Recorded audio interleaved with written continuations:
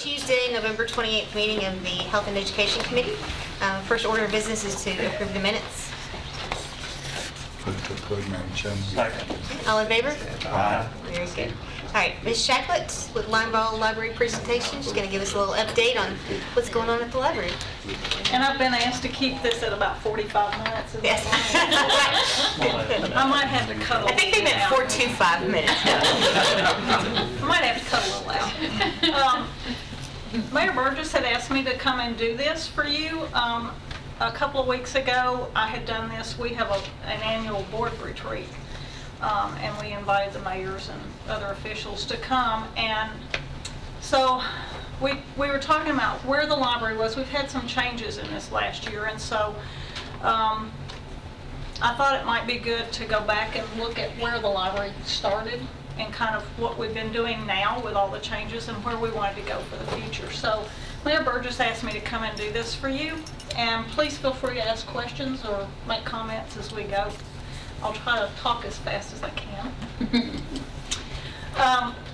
Going back, we started out as one library, and it actually started in a room in the courthouse, and it was mainly used by teachers. And so the city and the county got together and said, you know what, we need to have a better library here. And so they moved into the President's Home for the Tennessee College for Women, which is where Central Magnet is right now, in 1948. And they stayed there until the 50s, the early 50s, 1953. I don't know if any of you remember the Elks building that's in the parking lot by Beckman's Pharmacy. That's where that building stood, it was a red brick building. Henry Limeball was from here, moved to Florida, and he always kept up with the home newspaper and was reading Bob Lassiter's article about how sad it was that a town the size of Murfreesboro did not have a good public library. And so he sent $5,000 to really help get a library started. And so it was named in memory of his mother, Mattie V. Limeball. And so in 1953, they moved into that building, and it was called Limeball Public Library. So that's where that name came from. I actually went to story time in that building. That tells you how old I am. And then we got to move into the old post office, which is where Center for the Arts is now. In 1962, we rented it for 99 years for $1. And so at that time, in the early 1990s, the city started looking at building a new city hall and actually said, you know, let's build a new library. And so in 1992, we moved over to where we are right now. So that's where Limeball came from. Smyrna in 1960, they actually started, and I'm not sure that house is still there. It's over close to the downtown area. But in 1960, the library board met quarterly, and they decided that there needed to be a branch in Smyrna. Well, actually, it was going to be a book station, and then they decided that they would revoke that motion at their next meeting, and they wanted a regular branch. And in that, in the minutes, it states that it will be called Smyrna Public Library Branch, Rutherford County Library System. Well, nobody remembered that. Well, most of them that were there in 1960 are not there anymore. And so we were just, now we had a system. We had 2 buildings, so we called it Limeball Public Library System. But our EIN number was registered when we just had one library, which was Limeball. So our EIN number is registered under Limeball Public Library. Quirky. Anyway, then they moved over by Smyrna Middle School, elementary school, and this now I think is a teacher center, in 1970. And from there, they moved in 1999 over to the Old Rock School Park, which is where they're at now. It's hard to believe that they've been there almost 20 years. But they've just had a refurbishment. They've got new flooring, new carpeting, which is the first since the building was built, and it looks wonderful. So if you're down that way, go in there. Then in 2004, the end of that year, Patterson Park asked us if we would take over the Myrtle Glanton Lord Learning Center and Library at Patterson Park Community Center. How's that for a name? And so we did, and we actually opened in November of 2004. We have a facility there, and that building, that branch is only funded by the city of Murfreesboro because it's in a city building. So, and then the next year in 2006, we opened, they came to us and asked us if we would take over the Eagleville Library. So we did that in 2006. So we really were a system then. Then in 2003, by that, around 2001, 2002, the state used to have all the bookmobiles, and that was their outreach through the state. And so the regional library here ran the bookmobile. Well, the state decided they were not going to do that anymore, so they gave up the bookmobiles and had them for sale through the state. And so we found out which one happened to belong to our region so that we knew the history. And our friends purchased it for like $2,300. We carried a kitty litter pan with us to catch oil drips and everything else, but it was ours, and it was a bookmobile. The foundation raised the funds in 2005 and we bought a brand new one. And I don't know if you can tell from the picture, we had Norris Hall graphics on that. And this past year, we actually had two of our staff members, our graphics were getting very faded. And we had two staff members that actually designed the new graphics for the bookmobile. So it's on the road, one of 3 in the state. Cookville, I believe, Shelbyville, and Murfreesboro. So the logos, when I first came to work, we didn't have a logo. And after we moved into the building we're in now, in the 90s sometime, we talked to some of the classes at MTSU in graphic design, and one of the students designed that first graphic that you see. And of course, if you see that a universal sign for libraries is the man holding the book from the side, well, they kind of went with that going from the front. And we added the website, and then we added the log on, check out, listen, speak up, all of that. It kind of evolved, but it was still very dated. And so about 2 years ago, the library board said we need to pay and have a real logo done. And so we ended up with what they're calling a questimation mark. It is a question mark. If you look on the side, the right-hand side, and the left side is an exclamation mark. So that you come into the library with questions, you get that aha moment, get your answers, but that leads to more questions, so it's a cyclical kind of thing. And then, about 3 months ago, in October, well, that's 1 month now, isn't it? Sorry. And all the new state laws that were coming out, which I got an email about today, we got to looking, and as I said, our EIN number was under Linebaugh, but the minutes reflected Smyrna was a branch of the Rutherford County Library System. I actually looked on the plaque outside of the Linebaugh's building, and it says Rutherford County Library System. And we said, we got to get this straightened out, because we have to redo our bylaws anyway, and so we felt like Rutherford County Library System was a better reflection of what we represent. We service all of Rutherford County. We do not have the Laverne Library. They have chosen to be an independent library. That was their choice. So they don't have any of the databases and regional resources that the state provides. They can't apply for grants through the state because they're an independent library, which is still okay by the laws. They've approached us, but then they decided that they didn't want to join the system.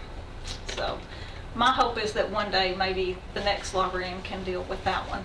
But so as you can see, we started out as Linebaugh Public Library. We went to Linebaugh Public Library System, and now we're the Rutherford County Library System. We have some wonderful support groups. We started with our friends group at Linebaugh, and they support MGL and Linebaugh. We have our Smyrna friends that do the Smyrna Library, and we just got an Eagleville friends group started about 8 months ago. It hadn't been for a long time. And then we have our foundation that was founded in 2001. And our friends do small things that we can't get in our operating budget. And our foundation does more of the bricks and mortar, the big stuff, the branches, they can take stocks and land and all those kinds of things. But we couldn't do what we do without them. Their support is immense. So what are we doing right now? Well, about 3 years ago, we worked with Sandra Nelson, who writes for the American Library Association. She used to be at the State Library in Tennessee and in Arkansas. And she has written books on strategic planning for libraries. And we decided it was time to update our strategic plan. And so we had her come, and she actually worked with our foundation, our friends group, and the library, which was something new for her to do.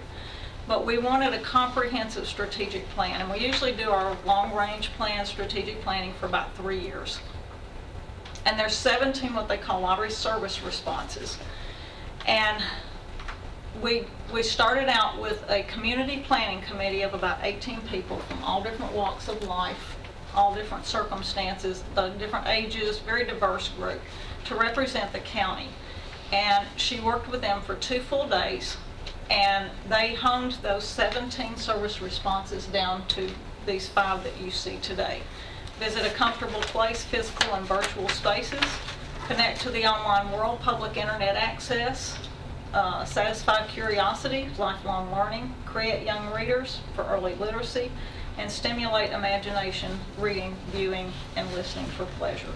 And what that helped us do is say all of our resources are going to be focused in these 5 areas primarily. So we don't spend money on online resources for tutoring, let's say, or homework help. Those are done by the schools, and they're done well. There's no reason for us to use our resources on that.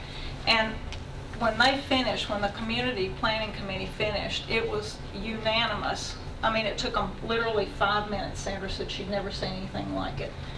They picked those 5, hands down, no questions. So we knew what direction we needed to head. So everything we do, we have done for the last 3 years, is to focus on these 5 things. And the first thing was primarily the physical places and things. But we did find we added self-pickup for holes. We added mobile hotspots, which are Wi-Fi devices. And Eagleville is getting theirs. They had to go with Sprint instead of T-Mobile because T-Mobile didn't work in Eagleville. But they should be out there any day. Collection HQ helps us to determine what we buy and how many copies we buy and where they go, which branch they go. We streamlined our technical services because we do all our cataloging, book ordering, and everything for the system. And we were having like a month turnaround when we'd order books and get them in and get them back out ready to go. We are now down to less than a week. So we really worked on that. We made changes to our website. Sorry about that S. Every time I put it on a different computer, it changes on me. But these are some of the new, you'll see the new carpet and flooring in Smyrna. This is MGL. There's another room back over here if you haven't seen it. And the book stacks used to be in the front room and the computers in the back room. Well, they flipped them. It's amazing how it really opened it up. This is the upstairs. At Linebaugh, what we did extensive weeding and pulled out things that hadn't been checked out in a long time.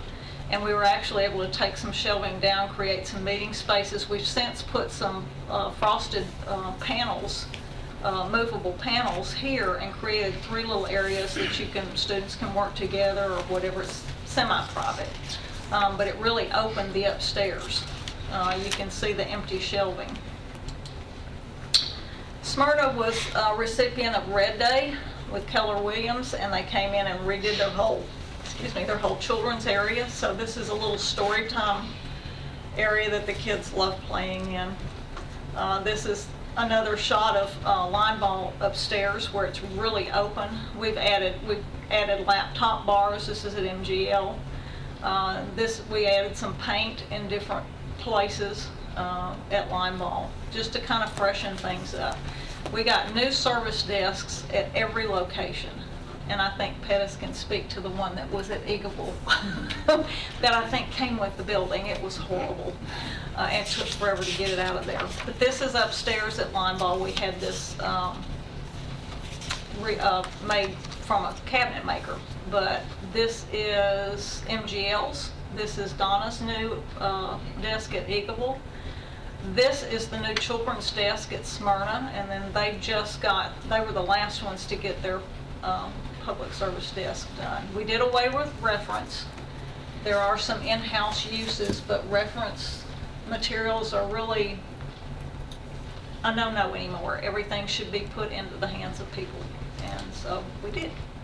So we created new spaces. This used to be Easy Books at Linebaugh, and literally there were bookcases here. We would put 400 people over here in the summer for programming. It was horrible. And we had a little room back over here that's now the club room that we had to register people for story time. So we put our Easy Books over in this area, and now we can put 400 people over here, and it's okay. It's amazing the difference. We put a little children's laptop bar with their little stools. We have tablets that are hooked with cables so they can't carry them off. We have a laptop bar upstairs, and these have hookups with USBs and everything else. We opened up the back area to create more space for technical services, and these are the frosted panels I was telling you about, where they've created 3 spaces for study groups and things like that. Well, obviously it takes great staff to provide good service that we have, and so we have wonderful staff everywhere. These are just some of the activities that they do, and they're amazing. They're really amazing. We have a driver's license kiosk at the library. Did you know that? You can renew your driver's license at the library, including a new picture. And the city actually brought the people from the state over and said, this is where you need to put this facility. So we now have a driver's license kiosk, and it's very, very popular. But we have programming on all different things. We have comic book fest. We have displays that staff are always doing. We have computer classes. We work with MTSU to get people back in college or finishing a degree. We have a lot of online resources. We have digital magazines. We have Chilton's, if you do car repair, we have an online there. Hoopla is a new one that we've added. If you do ebooks, e-audios, but they also do streaming videos. They do graphic novels and music. And then we have our Overdriver Reads. Pronunciator is a great language learning database. So there's lots of things available there. We had eyeglasses for the eclipse. We were ready. And I put that in there just because I love that picture. He was thoroughly enjoying that statue out front. We have book clubs. We have 2, a Tuesday and a Thursday group at Linebaugh. We have a graphic novel book group now, a cozy mystery book group. Smyrna has a book group that meets. We're always open to people coming in and saying, I'd like to have a book group. Or whatever. We've had science fiction and everything else. Technology Center, and I realized tonight when Rhonda asked me about the facility, I have not come to update you, and I apologize for that because your support has been tremendous. If you haven't been by the Hobgood Elementary School campus, you need to go by and see it because it's starting to look like this. It's bricked pretty much all the way. The roof is on. Window panes have been ordered. They're hoping to get it closed in so they can start drywalling inside. It is scheduled to be finished the 28th of April. And so I hope we'll get to do a tour for y'all. But our floor plan is here. We will have an open area. I know it's small, but this open area will have 36 Mac computers with dual operating systems. So if you're more comfortable with Windows or you'd rather use a Mac, you choose which operating system you want when you sit down. We'll have a couple of standing stations. We have 3 smaller meeting rooms that will hold probably up to 10 people. There'll be video conferencing, big screen TVs, computer hookups, everything you might need. These are some storage rooms. This is a multi-purpose room that's about 20 by 20. That's where all our computer classes will be. We'll have 24 laptops that we'll do, but this room can be reconfigured to a lecture style, classroom style, whatever. All you have to have is a library card to be able to use it. And we're hoping that we'll see a lot of small businesses and things meeting with clients, training, things like that. There's an open seating area here with big screen TVs. We'll have CNN, those kinds of things running. But there's hookups everywhere for computers. This whole area back here is a children's area. We'll have 3D printers, vinyl cutters, laser cutters, CAD software, you name it, we'll have it. And our IT folks will be located here. They'll all be in this building, except we'll leave one at Lineball and one at Smyrna. They'll be on site. But we're really excited about this. We feel like this is going to really make a mark on the state. This is going to be one of few standalone public library facilities in the state, and one of very few in the United States. So we're really proud of this and hope to have more. So when you're building new schools, maybe you include this on the campus. How are you going to cover the cost of the 3D printing? They have it worked out, the IT guys have it worked out. You pay so much, depending on how long it takes to print. Okay. And you have to pass a class before you can Gotcha. print. And we're already doing that now. But these will be bigger ones. You know, everything's got to be bigger and better. My IT guys are having so much fun. We've hired a gentleman, Alan Couch, who actually started, well, he's been director in several places, but he was at Spring Hill and is actually the one that got the Wi-Fi hotspot program started in the whole state. And then he went to Pikes Peak, big system, but wanted to get back here, and we had this opening, so we were thrilled to be able to get him here. So I'll have to bring him so y'all can meet him sometime. But we're really excited about this, and we were very, very grateful to y'all for your support, because it wouldn't have happened without it. We're selling pavers right now. There's a little arch area right here on the there's a patio out here. They'll have hookups and everything for people they can charge their laptops or work outside if they want to. But these will have 120 8x16 pavers. And right now we'll be selling those for $350 to have those engraved and put, but that's the only place we're going to have those. Foundation's been working really hard. We've had about 5 banks ranging from $500 to $5,000 that have donated towards operating expenses, so that's what they're working on right now. Our friends groups, these are just some of the activities, pen pals, author visits and things that Lineball friends do. Have a bookstore in the upper level of the parking garage. They're always busy. Friends of Smyrna are always doing things. Depot Day, their Spruce Up campaign. They work really hard. They volunteer a lot and help out in the library. And our Friends Vehicle, like I said, just got started. They had their first annual meeting a week ago Saturday, so they're moving along. Our foundation, again, they have helped raise funds for this facility. They've done the graphics, they bought the bookmobile, they've paid for some remodeling, so they do the bigger things. So where are we going? Are we done? No. We're going to continue to focus on the community's desires, because that's what makes us viable. And the result is that we have value of a library that increases as those needs are met.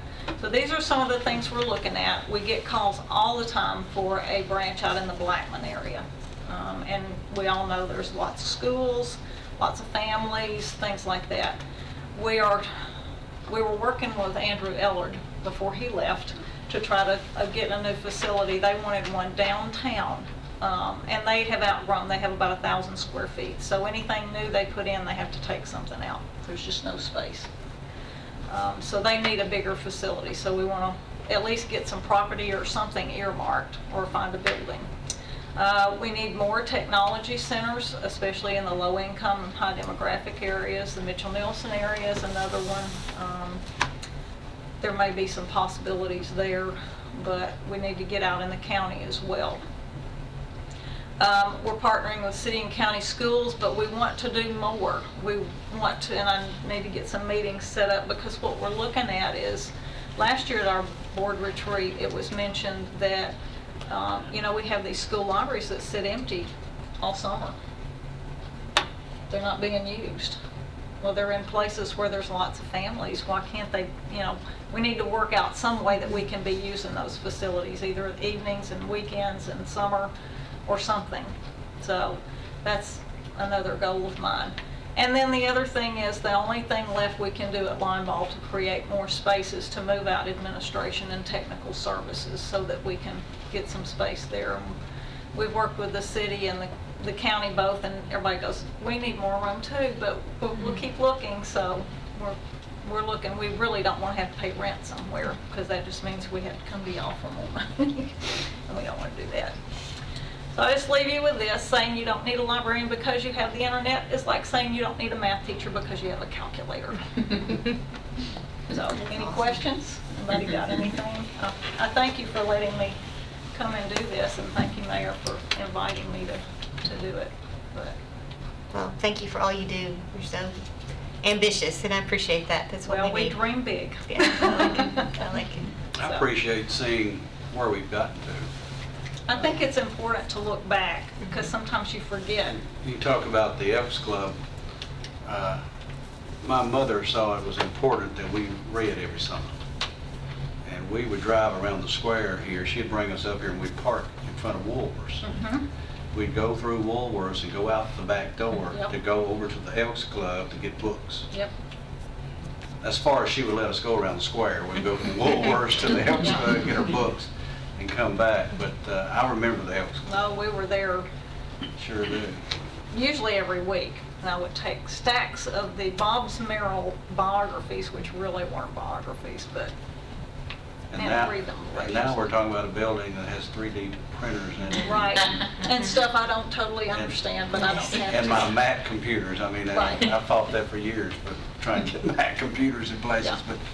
But it's good to see this and what Eagle needs down there. Yes. That is, I'm a member of the Friends of Eagle Library there, but most definitely they are needing the space, They because do. it's just not there. Donna does a great job with what she's got, but it's As just they not say in there. that area, you can't cuss a cat down there inside that library. And, Well, and we looked at the old Regions Bank building, but they didn't want to come down on the price either, so.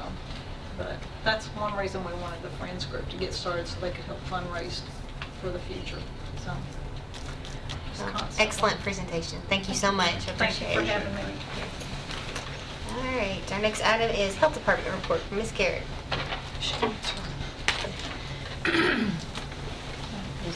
Do you do anything? Just pop it or unplug it? Yeah. She remembered. Good evening. Hello, how are you? Good, good. I'm bringing my October report to you guys. A couple of things I was going to point out. This year we've been really targeting prevention. I think I've talked with you guys about that. So this EP exam, well child physical, we use the term EP, it's just a clinical term, but it's a prevention visit, looking at a child when they're healthy and well and making sure to try to catch things early. We really are targeting children while they're in the clinics already here, so mom, dad don't have to take off another day. It's often difficult to come in. And you can see those increases over the year where we've been targeting it a lot in both sites, trying to really get those numbers up, offering that service to parents while they're there. They're there getting their WIC, or mom's there for another type of visit or something. And so something we're kind of proud of. We're doing better at that than anybody in our region, which is the 19 sites that surround Davidson County, counties that surround Davidson County. So another thing, just recently we had a nurse that got promoted, and so we have an RN position that's posted. If there's anybody watching that might be interested or know a good nurse that would be interested in that. We have a staff nurse position that's open in our Smyrna site.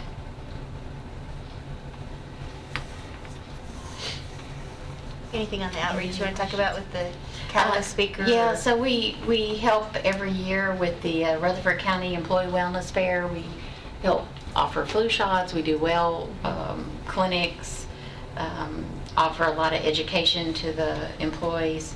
And so that was another big outreach that we did. And then we participate in the catalyst speaking every month. Just leadership speaking. Very good. Still holding good on flu vaccines? Yes, we still have flu vaccine available. Walk in at both sites, Murfreesboro and Smyrna, 8 to 10, 1 to 3 is the best time, but we'll do it all day. And you can come in and get those anytime, Monday through Friday. What's the fee for that? It's $25, but it's slides based on your family income and your family size. So you won't be turned away if you can't afford it. We'll get you your flu shot. So no appointment needed. You just walk in either site and we'll get it for you. Is it still too early in the season to see the effectiveness of this one? Yeah, we haven't seen a lot of flu yet. I know it. It usually starts to spike around January is when we start to see it, but right now is the optimal time to be getting your flu shot. So totally recommend. I know y'all hear that from me every month in the fall, and I'm sure you get tired of it, but maybe there's someone new watching that hasn't heard it, so please do stop in and get your flu shot either from us or your doctor or someone. It's recommended for 6 months or older all the way up. And then they're not doing the nasal this year, right? That's right. That's right. They didn't find it to be as effective. So. Any questions for Ms. Garrett? I'll entertain a motion. Move to approve the report, Madam Chairman. So, All in favor? uh, Very good. Do you have anything else for us? No, that's it. Terrific. Thank you guys. Thanks. All right, community care report. Mayor's yet, we took a look at that. We've got it on our iPads. The operation is stable, the financial performance is good, and things are just going pretty well out there. Got a bunch of new mattresses. Yeah, new mattresses and Oh, stuff. yeah, 53. Move to approve the report, Madam Very Chairman. good. Second. All in favor? Aye. Very good. All right, special projects report, Ms. Jolly.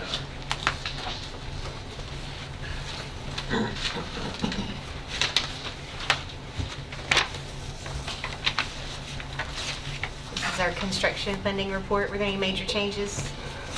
The only thing is that we've increased the budget on the Siegel High edition to by the 1,440,000. So I've increased the budget, and then it shows up on the source of funds report too, that we received money, which we received the money from the borrowing today too, so that'll be on the next report. Okay. Good. That's it. We've had this in for a little while. Anybody have questions on it? Motion to approve the report. Okay. second. All in favor? Aye. Thank you, appreciate it. You're right. All right, school board reports. Welcome.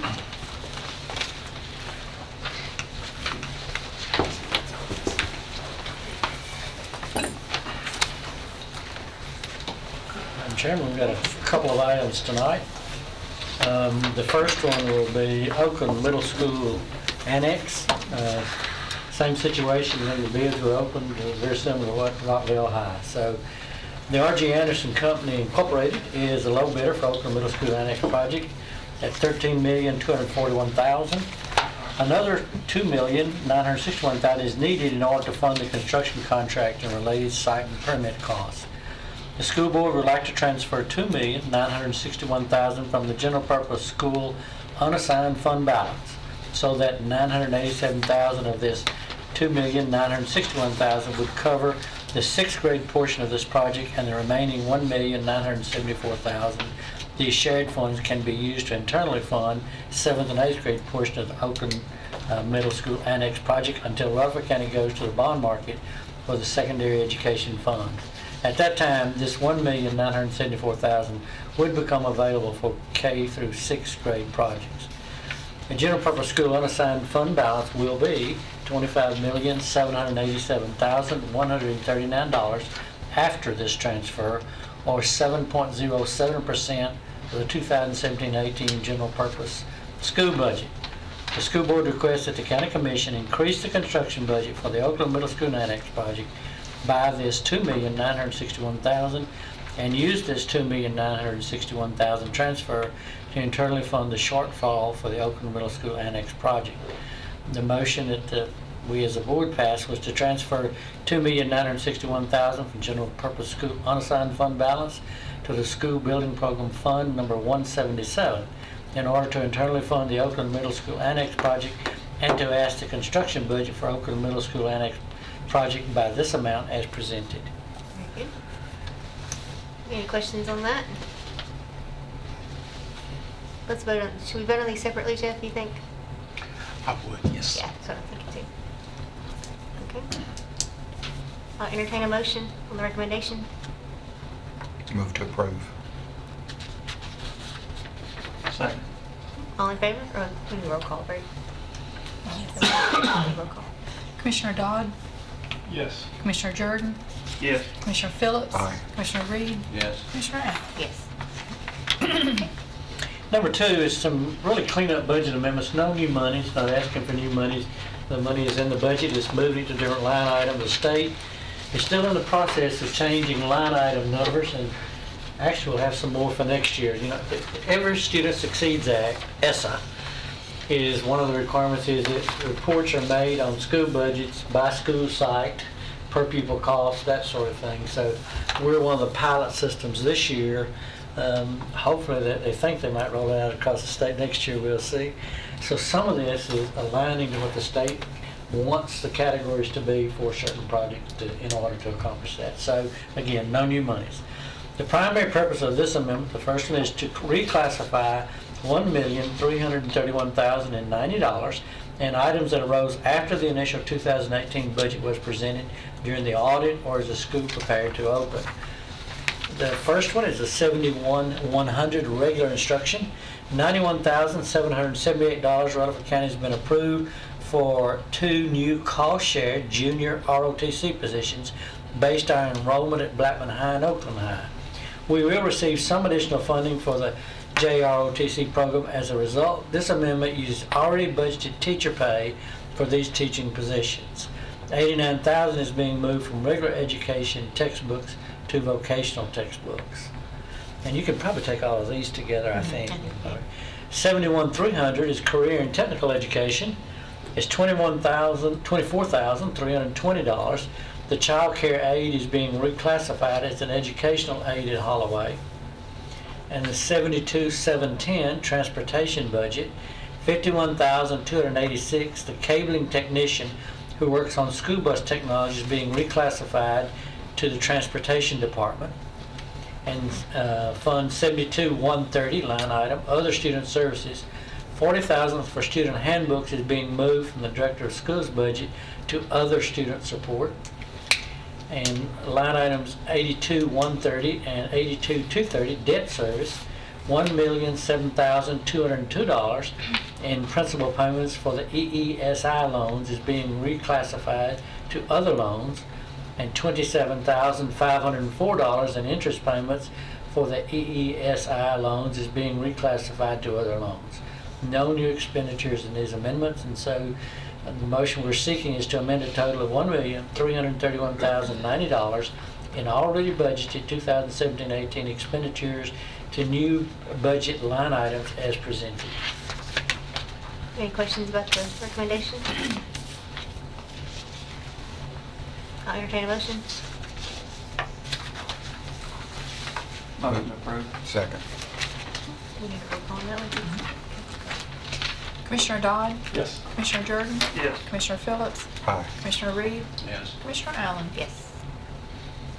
The enrollment is still up we're the 4th month now. Over a year ago, it was up 1,181 students today. That's about a 2.63% increase. 14 of our schools had 4% or higher growth, and they tend to be in pocketed areas again. And our board tomorrow night will look at their 5-year building plan. We'll bring that back to you after they review it, make changes, and see what other things to try to project in the future. How was the meeting last night? Talk to us about that a little bit. The school boards, Rutherford County, the city and the county school boards met with our legislators. And I thought it was really a pretty good meeting. There was quite a bit of talk about state testing. That was on everybody's mind, seemingly. That's kind of the question legislators are getting. Sometimes our board members receive that. We actually have a meeting, Representative Dr. Brian Terry has a meeting scheduled for next Monday evening, 5 o'clock, at the Rutherford County School Board office, and the Commissioner of Education is coming up to meet with her. And so I'm going to ask her some questions, let her explain maybe what some of the issues were and where we're going with that testing. Is that a public meeting? It is a public meeting.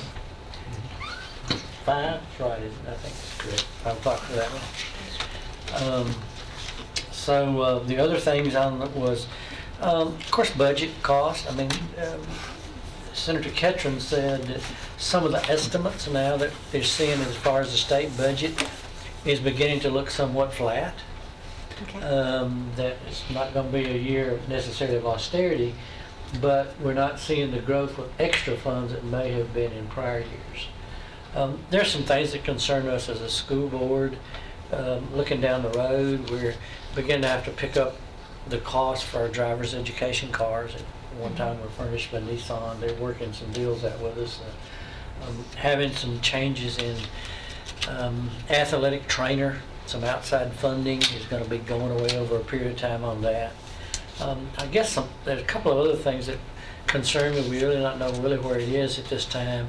But you know that the money that's kind of on your telephone bill that's supposed to return to school for internet access and that sort of thing, there's some talk about removing some of that monies and taking it away. So again, it's unknown. At this time of year, we'll hopefully find out something as we begin to build our budget. We'll keep you informed. But not a lot of good news for more money, but challenges, I think.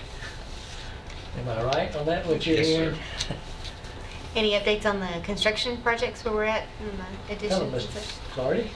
Well, everything's going great. We almost have all the foundations in the ground at Rockville. So we started pouring the slab out there. And the road out the back is progressing. Smyrna Middle School, we finally got that back on to the track after all of the I'm seeing lots of progress over there. all the rain and those things that we had, and we've about decided that perhaps we will start putting everything on a rock pad from now on, Okay. so that we can get rid of any of those associated delays. David Urey is complete. We are, of course, for Siegel High School and Oakland Middle School, we're having to go through the city permitting process, which is always a pain for us because we're not used to it. And they require a lot more information than the other municipalities do in the area. So we just about got those ready to go. And we have, on our building program, which hasn't been approved by the board yet, we bumped those dates on those from opening August 18 to December 18 because of all this permitting process and those types of things. On which two? The Siegel High School and Addition and Oakland Annex. gotcha.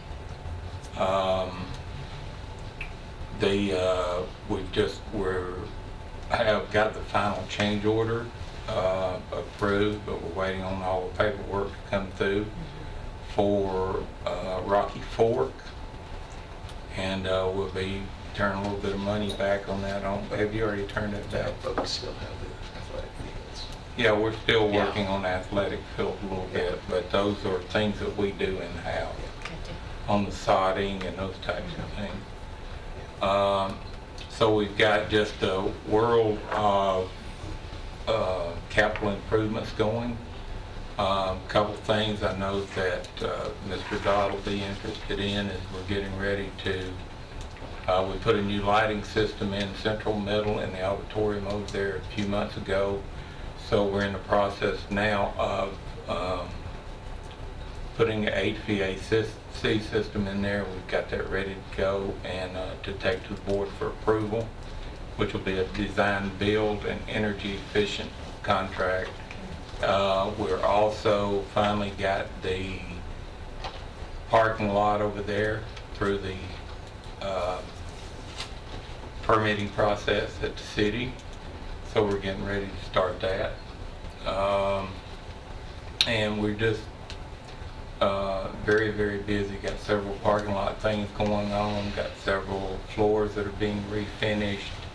We've got 3 large roofing projects, HVAC projects, chiller projects. So we've got plenty to do down here. I know we made a deal with Smyrna on the road improvements around Rocky Fork. What's the status of that? I get questions about that a lot. There hasn't been much progress on that, and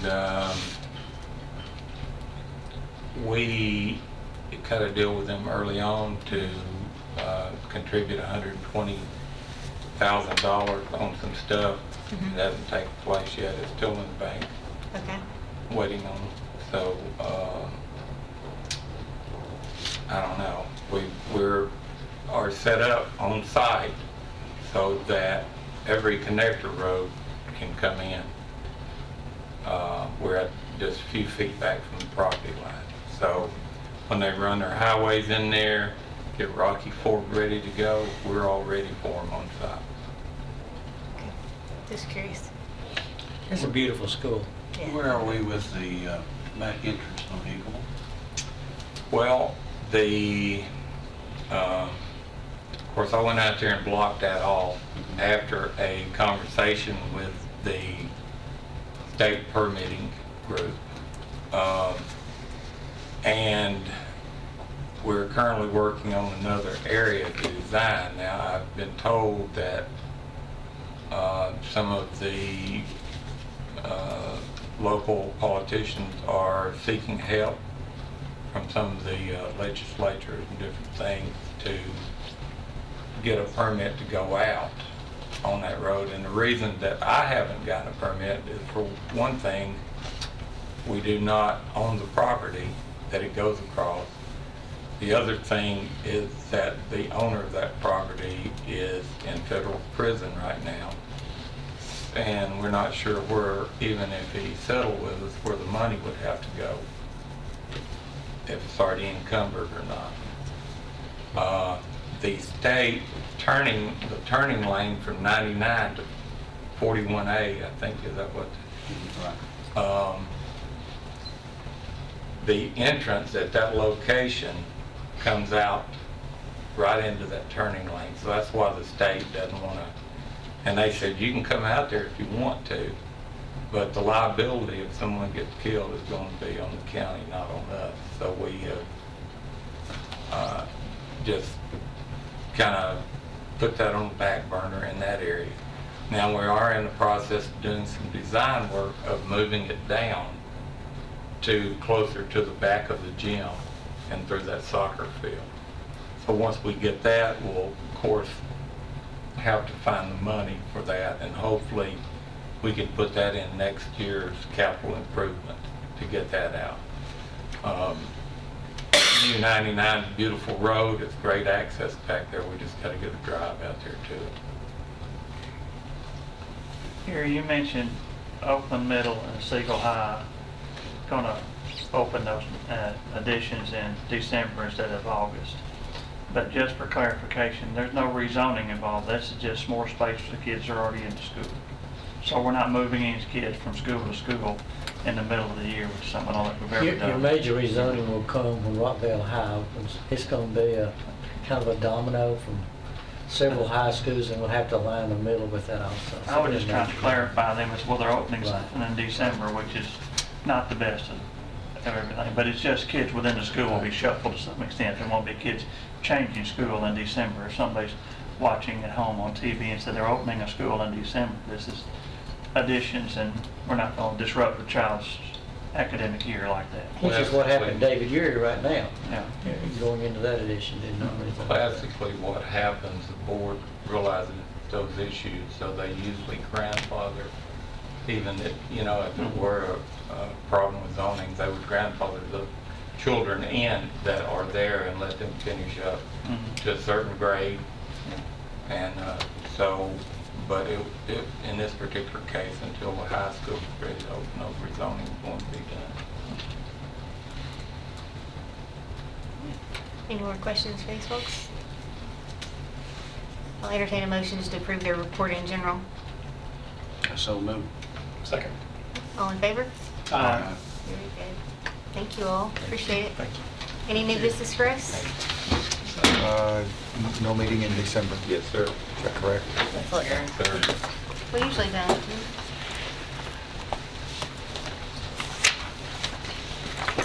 It's scheduled for the 26th.